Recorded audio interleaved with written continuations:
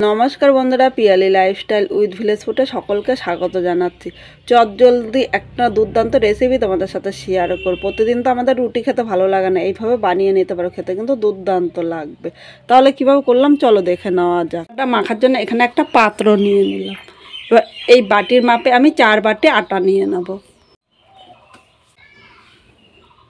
আটাটা তোমরা কম বেশি করে নিয়ে নিতে পারো, আর আটার পরিবর্তে ময়দা দিয়েও করতে পারো, কিন্তু আমার মনে হয় ময়দা থেকে আটাটা কিন্তু আমাদের স্বাস্থ্যের পক্ষে অনেক ভালো।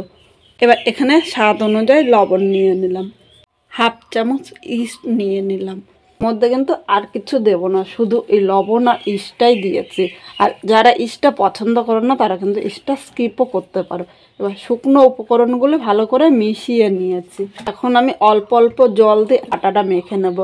আর এখানে কিন্তু গরম বা ঠান্ডা জল দেওয়া যাবে না, ঘরে যে রুম টেম্পারেচারের জলটা আছে সেই জলটা দিয়ে কিন্তু আটাটা মাখবো। এভাবে অল্প অল্প দিয়ে কিন্তু আটাটা মাখলে একদম পারফেক্ট আটাটা মাখা যাবে। বন্ধুরা এখানে আটাটা মেখে নিয়েছে, আর দেখো খুব বেশি নরম আর খুব বেশি কিন্তু শক্ত করিনি, এইভাবে কিন্তু আটাটা মেখে নিতে হবে। এবার এটা 30 মিনিট রেখে দেবো, তাহলে আটাটা ফুলে কিন্তু ডবল হবে। এর মধ্যে সবজিটা আমি রেডি করে নেব। এখানে কড়াই বসিয়ে দিয়েছি, কড়াইয়ের মধ্যে আমি 1 চামচ সর্ষের তেল নিলাম। খুব বেশি কিন্তু তেল নেব না, দেখো এইটুকু তেলেই কিন্তু করবো, আর এর থেকে কিন্তু বেশি তেল দেবো না। আগের থেকে একটা গাজর ও একটা মাঝারি সাইজে আলু কুচি করে ভালো করে ধুয়ে এইভাবে রেখেছি। এদিকে তেলটা গরম হয়ে গিয়েছে, প্রথমে 1 চামচ গ্রেট করা আমি আদা কুচি নিয়ে নিলাম। আদাটা 2 মিনিট ভেজে নিয়েছি। এবার এর মধ্যে প্রথমে গ্রেট করা গাজরটা দিয়ে দিলাম, এর সাথে আলুগুলোও নিয়ে নিয়েছি। আলু ও গাজর একই সাথে কিন্তু আমি ভেজে নেব। এই জায়গায় ইচ্ছা করলে আলু ও গাজরটা কিন্তু তোমরা সেদ্ধ করেও নিতে পারো, কিন্তু যখন সেদ্ধ করার টাইম থাকে না এইভাবে করে নিলে খুব চটজলদি কিন্তু হয়ে যাবে। এবার এই জায়গায় আমি 1 চামচ কাঁচা লঙ্কা দিলাম, মানে এই জায়গায় 3টে কাঁচা লঙ্কা আছে। লঙ্কাটা তোমরা কম বেশি নিয়ে নিতে পারো, ঝাল যেরকম খাবে সেই হিসাবেই লঙ্কা নেবে। যতটা পারবো তোমাদের সাথে হেলদি রান্না শেয়ার করো, এইভাবে করলে কিন্তু দুর্দান্ত লাগবে খেতে। এবার এই জায়গায় স্বাদ অনুযায়ী লবণ নিলাম। এখন কিন্তু আমি হলুদ দেবো না, লবণটা এর সাথে নেড়ে চেড়ে মিশিয়ে নেব। আর মিডিয়াম আগুনে 3 থেকে 4 মিনিট ভেজে নিতে হবে। অল্প অল্প করে এইভাবে ভাজলে কিন্তু খুব সুন্দর ভাজা হবে। আর এই জায়গায় আমি ঢাকা দিয়ে ভাজবো, কারণ ঢাকা দিয়ে ভাজলে খুব তাড়াতাড়ি কিন্তু আলু ও গাজরটা নরম হয়ে যাবে। এখন কিন্তু আমি হলুদ দেবো না, কারণ এর মধ্যে কাঁচা ভাব থাকবে আর গন্ধ থাকবে। হলুদ দিলে কিন্তু এটা ভাজা হবে না, তখন খেতেও ভালো লাগবে না। এখানে 3 মিনিট ঢাকা দিয়ে এইভাবে ভেজে নিয়েছি, দেখো অনেকটাই কিন্তু নরম হয়ে গিয়েছে। এবার অল্প জল দিলাম, এই জল দেওয়াতে গাজর ও আলুটা কিন্তু সেদ্ধ হয়ে যাবে খুব তাড়াতাড়ি।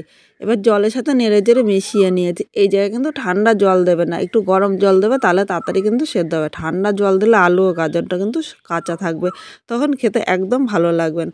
এইভাবে আরও 2 থেকে 3 মিনিট নেড়ে চেড়ে নেবো। আর এর মধ্যে কিন্তু আমি হলুদ দিয়েছি, ইচ্ছে করলে তোমরা হলুদ দিতে পারো বা হলুদটা কিন্তু স্কিপও করতে পারো। দেখো 3 মিনিট নেড়ে চেড়ে নিয়েছি, আর এটা দেখো কড়াইয়ের থেকে কিন্তু এখন ছেড়ে দিতে, আর এর থেকে বেশি টানাতে হবে না। এবার আমি একটা পাত্রের মধ্যে নামিয়ে নেব। দিদি একটু এইভাবে ছড়িয়ে দিলাম, তাহলে এটা কিন্তু তাড়াতাড়ি ঠান্ডা হবে, আর ঠান্ডা হলে আমার করতেও সুবিধা হবে। এবার এইভাবে আমি 5 মিনিট এক সাইডে রেখে দেবো।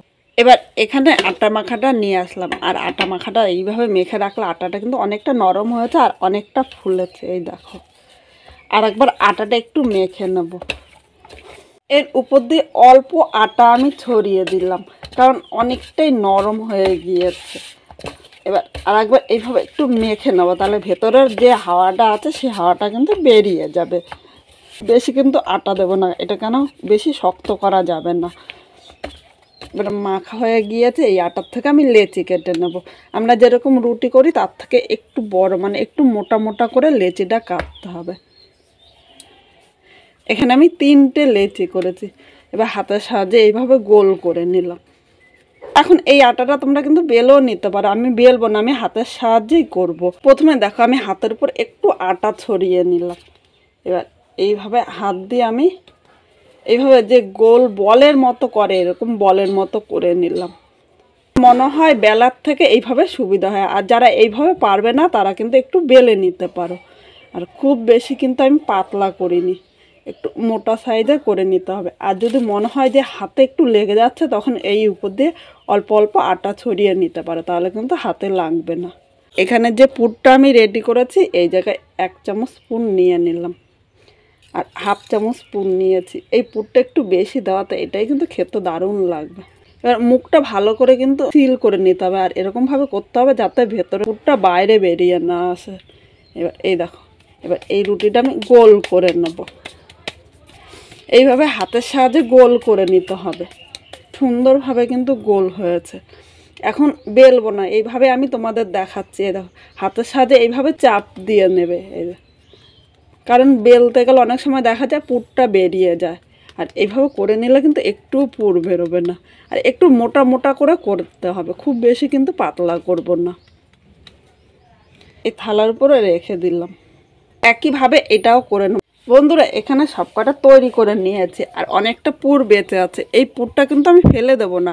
এই পুরটা তোমরা এমনি রুটি দিয়ে বা ভাত দিয়েও খেতে পারো, খেতে কিন্তু দুর্দান্ত লাগবে। এখানে আমরা রুটি বেলার একটা তাওয়া বসিয়ে দিয়েছি, আর এরপর আমি তেল দেবো না, আজকে তেল ছাড়া করবো। এই দেখো, আমি তিনটে একসাথেই নিয়ে নিচ্ছি, আর তোমরা ইচ্ছে করলে তিনটে আলাদা আলাদা করেও ভাজতে পারো, কিন্তু আমার মনে হয় একসাথে ভাজলে খুব অল্প টাইমে তোমরা ভেজে নিতে পারবে। এবার আমি ঢাকা দিয়ে মিডিয়াম আগুনে করতে হবে, খুব জোরে কিন্তু আগুন দেওয়া যাবে না, তাহলে নিচে দিয়ে ধরে যাবে আর ভেতর দিয়ে কাঁচা থাকবে, তখন খেতে ভালো লাগবে না। মিডিয়াম আগুনে এইভাবে আমি 3 থেকে 4 মিনিট রেখে দেবো। 4 মিনিট পর ঢাকনিটা তুলে নিলাম। এবার রুটিগুলো উল্টিয়ে দেব। এই দেখো, এই পিঠটা কি সুন্দর হয়েছে। আর আটা দিয়ে যে এত সুন্দর বানানো যায়, তোমরা কিন্তু একবার না বানিয়ে খেলে বিশ্বাস করবে না।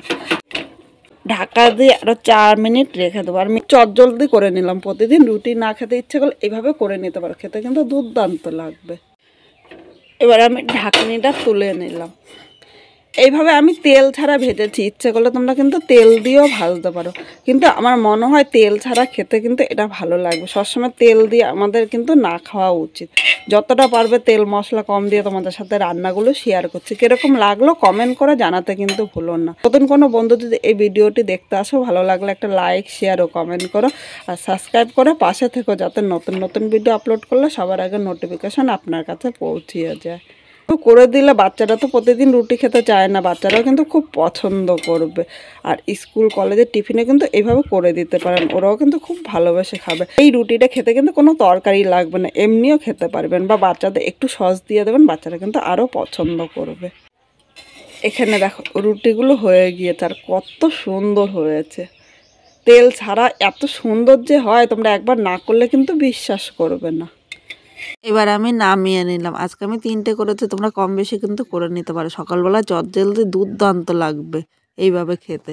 এবার তোমাদের একটা কেটে দেখাচ্ছি ভেতরেটা কীরকম হয়েছে। এই দেখো, আর এইভাবে করে দিলে রুটি কিন্তু আর বলবে না, বলবে এইভাবেই করে দিতে। এই দেখো কত সুন্দর হয়েছে রুটিটা, দেখেছো?